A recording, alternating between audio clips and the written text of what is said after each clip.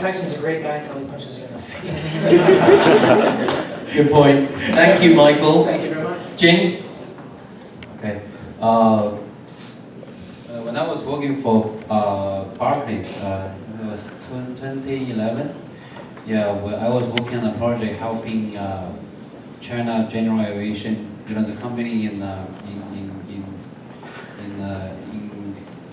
Zhuhai. Oh yes, AVIC, AVIC. Yeah, AVIC. Yeah. At that time, they want to buy, I don't know, Cessna or some other company. So anyway, we were doing that. So at that time, they were saying, oh, in China going to open up the general aviation, airspace soon. But I haven't seen that. Always soon. Yeah, so always soon. So next year, always next year. So that's one thing. So I haven't seen that. And that company, as far as I know, haven't generated one tax dollar for the Zhuhai government, but they give them free land, a lot of, and the other thing is about the flying club I told you about in Beijing. Yeah, so one of my alumni, he owns this, water. His company owns this water space and also the land around it, and he has this flying club. So I went to his very beautiful clubhouse and said, "Oh, I want to fly your, plane someday." So yeah, but every time I asked him, he said, "Oh, we need to get a pool from the." We can't do that yet. Yeah, we can't do that yet. So, I don't know if I think you probably know how the airspace in China is owned by the military. It's not the other way around. In US, the airspace is owned by the FAA. They lease that to to the military, but in China it's the other way around. So even for the regular flight, the military can say, okay, we need to do some kind of military stuff. You have to stop all flight. So that's why in China they always have air control, right? So our flights always get delayed. So I think for general aviation, your priority even much lower. That's one thing. Okay, this is regulatory. Whatever you are trying to do is Hong Kong, Macau, and China. So mainland China. So basically, that's just three different regulatory bodies, right? So it's going to be hard. The second thing is I think is still like even everything is ready. Still you have the consumer habit to build. We are not used to fly over harbor. Although it's nice, it's kind of nice, but I probably don't. If you didn't tell me, I probably won't think about it. It's not something like we will be regular to do. And also when you think about it, maybe in Vancouver it's been around so many years, but there's many similar cities around the world. We don't see seaplanes flying all over the place in all the similar cities, right? So that being said, basically I'm saying whatever you are trying to do, it's not going to be easy. But I'm looking forward to see the flights, to really enjoy that. And then recently one of the chartered air, I think also general airplane company, they've been doing very well in this Guangdong area. I don't know if you know their name. It's called the Mai Sikai in Chinese. One of the guys actually used to work in we have the Hong Kong Entrepreneur Executives Club. He helped a lot in the beginning, but they're doing a lot of helicopters and a lot of other chartered planes. Maybe we can look into that. I don't know very detailed about that, but it seems I see a lot of news shared with them. So anyway, so I think you have to have a real local partner. Without that, I think whatever story you're telling is kind of just a story. Sure.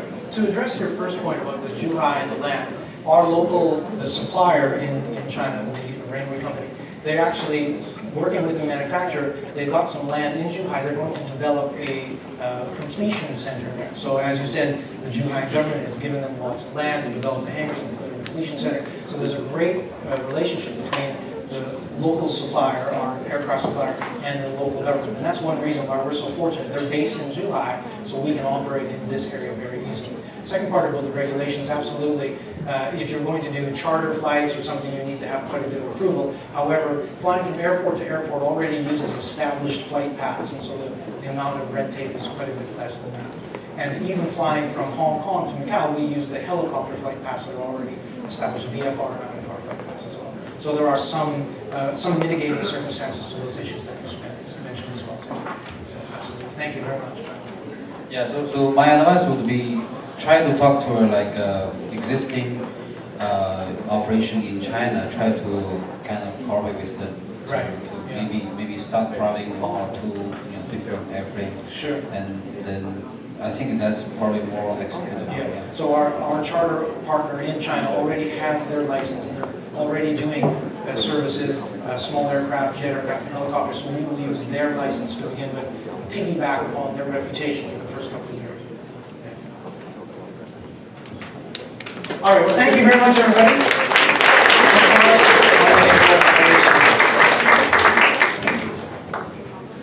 Okay, I'll just pop it right there. While we're checking up some of the points around here, I'll just do my last moment investor point of view. I've been talking a lot in the TV these days about management, in terms of investor management in a new style company. Now, very quickly, as a real investor, we don't want to manage a company, period, because we really don't like it. It's a waste of time. And if we don't believe in you steering that ship, we won't be investing. So, but if we believe in you, so you can steer the ship. That's how it is. So there's no point in investors coming barging in and saying, hey, I want to invest, but I need some sort of management kind of deal inside. Of course, we will be looking at how we can help, because we're in the same boat. Think of it as a captain, as a skipper in a boat itself, in the ship itself, and the owner is the CEO is the captain. So in a way, we see a lot of young CEOs these days, management team, and of course they're young, they don't have that experience in terms of how the market changes. They will need some sort of help. And there's always a debate whether, in terms of the investors, hey, should the investors barge in, or the investors help in what certain degrees, or just leave it as it is, because, hey, myself, I help a lot of VCs as well in terms of saving companies, and the reason for me being able to save the company is because they put in the money and hopefully and say, hey, by tomorrow or by next year, hopefully I'll get the return. Normally they don't, because they just screw everything up. So the fact is, in a way, when we look into how we manage a company or how we help a company, we talk a lot about smart money. Smart money is not about just throwing in the money and then forget it and hopefully by next year we'll get the return back. That's not that is. We have to do some due diligence along the way. We have to do review meetings along the way to make sure that the captain is steering right along the track. And also we have to forewarn the captain and tell them, hey, something's moving politically or socio-economically in the market that will affect what's going to happen. There's an iceberg coming along here, so you have to steer left or right just to avoid it. And these are the things that we, as the investor these days, we talk about smart investors is, okay, we have to help, but in a way we cannot be barging in and say, hey, I'm going to steer your ship and then take the wheel. And then actually I've seen a lot of companies screwed up even worse by that. So in a way, if there are some investors around here, or if there are companies around here and you've got new investments coming in, people saying, hey, I'm going to offer you something, be very careful in terms of how you work with them, because it's a real partnership together. So not because he's got the biggest chunk of money, but of course the money and also the background, the help that they can really give. So that's my 1 minute, and do we have the results? Okay. Okay, so let's invite all the judges along, please. Let's invite them as well.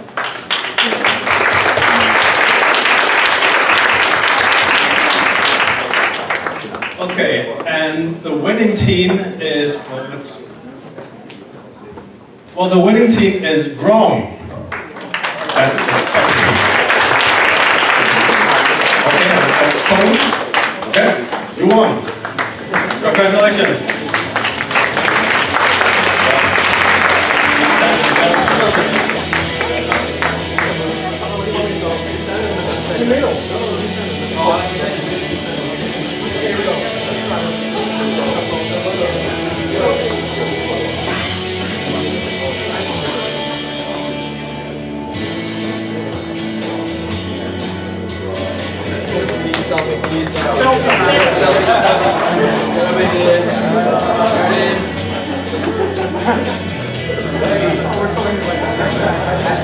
Well, yeah, thank you very much. Congratulations, Joe. Thank you very much. Just a few more announcements before we leave. Thank you very much. It's been quite a fun and diverse 5 companies today we have here. Hopefully for those who are thinking about pitching or having your own company or investing in new companies, you can hear and get some insights into how we operate and how the other companies operate. For the 5 companies, thank you again. Give them a big hand. And hopefully you'll find some new matches, business matches, whether they are potential customers or they are your new partners coming along here. A few announcements I want to make as well. Thank you, our partners, Tiancheng over there. If you have not talked to them or scanned the code, do so. Nespresso, Roy, please give it a big hand as well. It's been a long day, so we need all the coffee we can get. And also Excel Joiner for the great wines. Of course, the very most important person, Hanson Bailey, and the KPMG. Thank you. Okay, 2 more announcements. Okay, there's the next year, so 2016, it's close to end of 2015. We have the Start Me Up Festival, organized by Start Me Up Hong Kong, startmeup.hk, which is part of the Invest Hong Kong, the government team. So it's from 23rd to 30th January, so just go to the website and register. There's another award coming along next year, which I'm on the judging panel, and also Mr. Lan Jing is also on the judging panel. It's the Hong Kong ICT Awards next year. So it's the website is www.hkictawards.hk. So if you are, we have a new category this year. We actually have 3 categories. So it's hardware, software, and also social community. So if you're a new startup and you're thinking about, hey, I need to pitch, or I'm thinking about doing something, pitching or to the government, the Hong Kong ICT Awards is also another venue, an outlet for you guys to take a look at that. So that's it for today. We still have the booths around here, the partners around here, the judges. Thank you again. Please give a big hand to our judges. And we'll still have the networking around here, so meet up with the people, talk to the judges, talk to us, find some new connections, do some business matching, and good luck, and we'll see you in 2016. Thank you.